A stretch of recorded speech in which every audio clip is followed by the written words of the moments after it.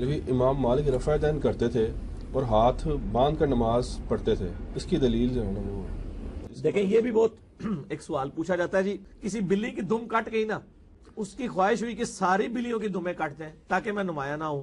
اب یہاں جو رفع دین نہیں کرتے تھے نا، ان کی دم کٹی ہوئی تھی، وہ جی دو امام کرتے رہے، دو نہیں کرتے۔ اچھا جی دو کون سے کرتے ہیں جی؟ وہ احمد بن حنبل اور امام شافعی کرتے ہیں اور امام مالک اور امام حنیفہ نہیں کرتے، تاکہ ہم اکیلے ممتاز نہ ہو جائیں۔ بھئی کہاں لکھا ہے کہ امام مالک رفع دین نہیں کرتے تھے؟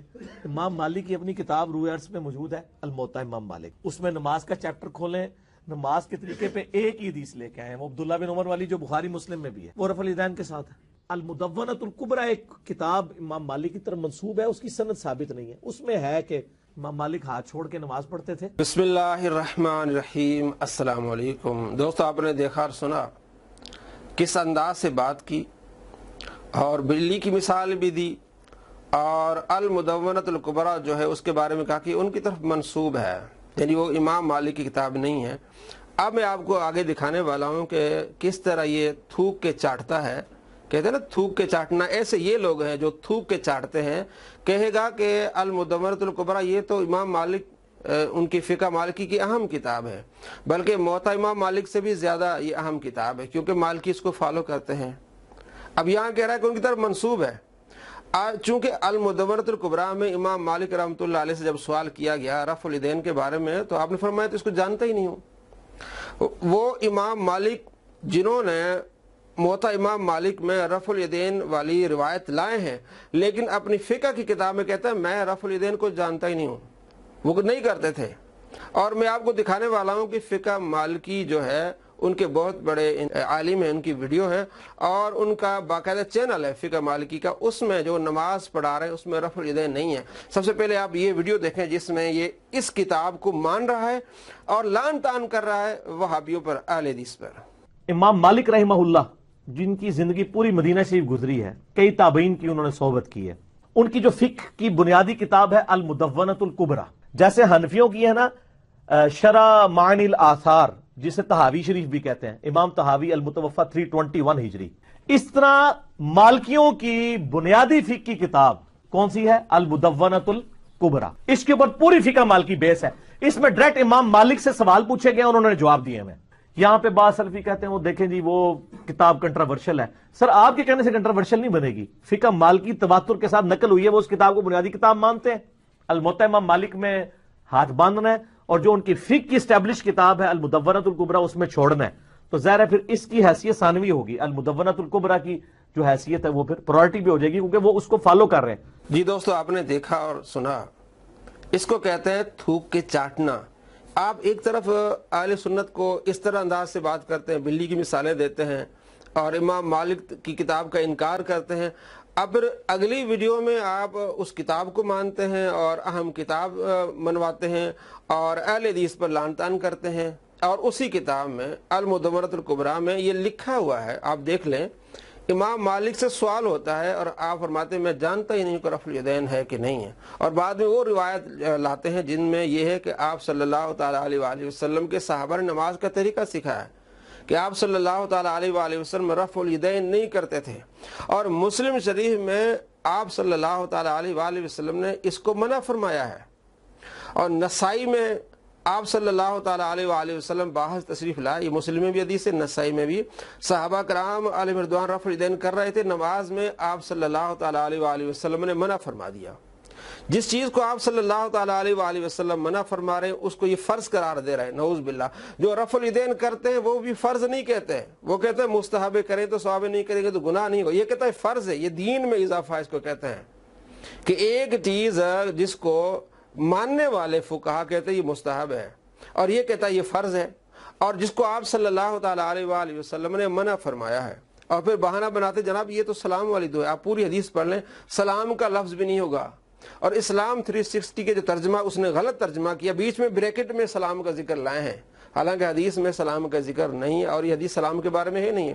اگلی جو حدیث ہے اس میں سلام کا ذکر ہے، اور وہ واقعہ بھی الگ ہے، اس میں یہ ہے کہ آپ صلی اللہ تعالیٰ علیہ وآلہ وسلم کی پیچھے میں نماز پڑھ رہے تھے، آپ صلی اللہ تعالیٰ علیہ وآلہ وسلم نے نماز میں سلام پھیرا تو پھر ہم نے سلام پھیر کے ہاتھ اٹھائے، آپ صلی اللہ تعالیٰ علیہ وآلہ وسلم کے ہم پیچھے نماز پڑھ رہے تھے، اس میں سلام کا ذکر ہے، اور یہ جو حدیث ہے جس میں نبی علیہ السلام نے رفع الیدین کے بارے میں حکم فرما کہ رفع الیدین نہ کرو، اسکنوا فی الصلاۃ، نماز سکون سے پڑھو، اس میں سلام کا لفظ بھی نہیں ہے۔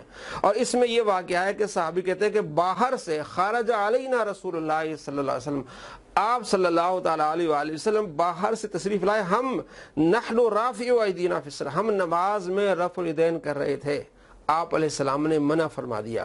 تو واقعہ الگ ہے، سند الگ ہے اور حدیث کے الفاظ الگ ہیں، تو آپ کو معلوم ہونا چاہیے کہ کس طرح آپ کے ساتھ یہ دھوکہ کر رہا ہے۔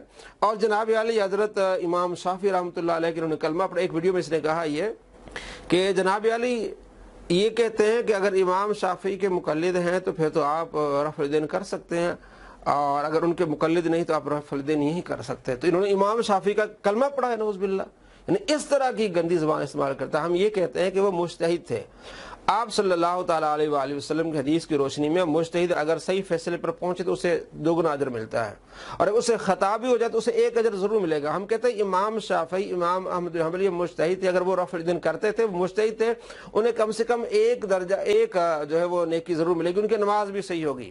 وہ مجتہد تھے، اگر مجتہد کی اس اجتہاد کو کوئی فالو کرے گا تو یہ بات ٹھیک ہوگی۔ یہ نہیں کہ امام شافعی کا جو کلمہ پڑھتے ہیں، یا ہم کہتے ہیں کہ امام شافعی کا جو کلمہ پڑھے گا وہ رفع الیدین کر سکتا ہے، یعنی یہ ایک بھونڈی بات اس نے کی کہ جناب علی ہم انہیں حدیث سناتے ہیں تو کہتے ہیں نہیں رفع الیدین نہ کرو، اور جب یہ کوئی کہتا ہے کہ میں امام شافعی کا مقلد ہوں تو وہ کہتے ہیں پھر تو کر لے آپ۔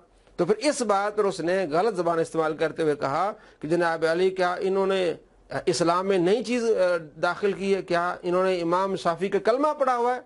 یہ ہوتے ہیں علمی کتابی، یہ ہوتے ہیں خیانت، اس طرح علمی کتابی ہوتے ہیں۔ اجتہاد کی بات ہے کہ امام شافعی رحمۃ اللہ علیہ، امام احمد بن رحمۃ اللہ علیہ یہ مجتہد تھے، اور مجتہد کو 1 اجر ضرور ملے گا۔ امام مالک نہیں کرتے تھے، اب میں آپ کو ویڈیو میں دکھانے والا ہوں، مالک کی وہ نہیں کرتے۔ امام ابو حنیفہ رحمۃ اللہ علیہ کثیر تعداد میں صحابہ کرام علیہ رضوان نہیں کرتے تھے۔ اور پھر یہ بات بھی بار بار دہراتے ہیں کہ جناب علی دیکھیں شیخ عبد القادر جیلانی رحمۃ اللہ علیہ، ان کی کتاب غنیۃ الطالبین، اس میں تو نماز کا جو طریقہ لکھا ہوا ہے اس میں رفع الیدین لکھا ہوا ہے، آپ رفع الیدین نہیں کرتے۔ جناب علی اگر آپ علمی کتابی ہوتے تو آپ کو معلوم ہوتا کہ شیخ عبد القادر جیلانی رحمۃ اللہ علیہ مقلد تھے، وہ حنبلی تھے، امام احمد بن حنبل رحمۃ اللہ علیہ کے مقلد تھے۔ ان کی جو کتاب ہے یہ فقہ حنبلی پر لکھی ہوئی ہے، فقہ حنبلی پر جو مسائل ہیں اس پر لکھی ہوئی ہے۔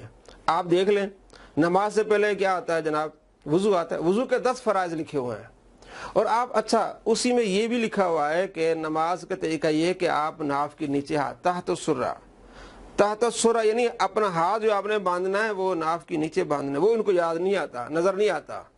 یہ رفع الیدین نظر آتا ہے، اور اس میں جو وسیلہ کا ذکر ہے اس میں سینکڑوں اور چیزیں وہ نظر نہیں آتی، انہیں صرف وہاں صرف رفع الیدین نظر آتا ہے۔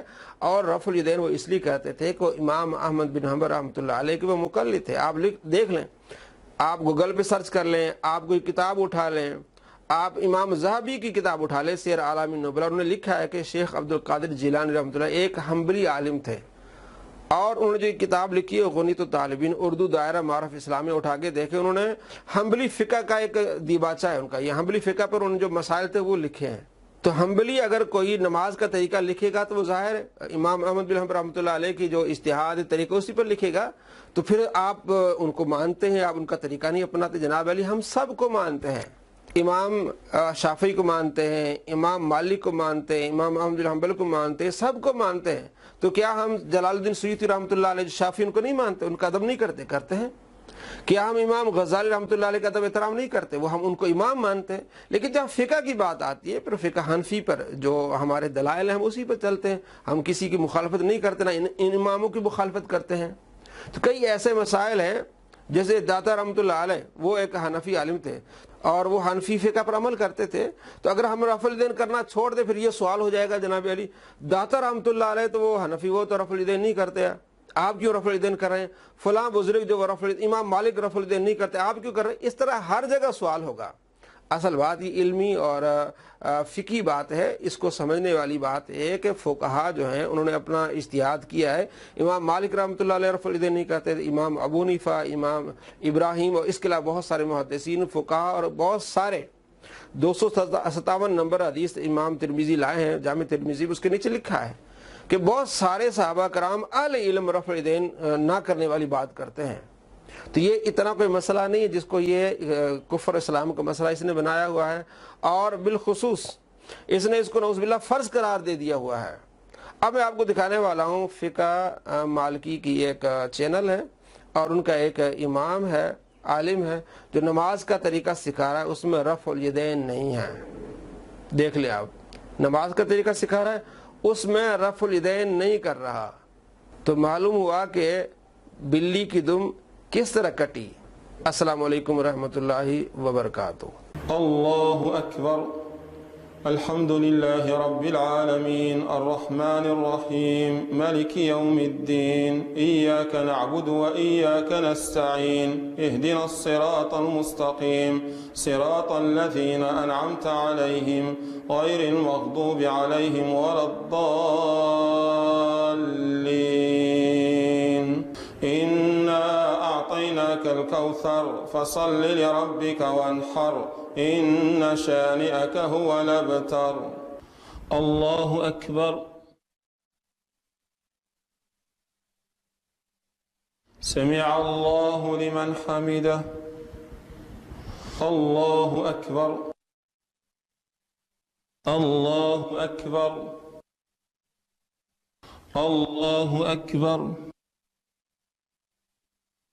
الله أكبر۔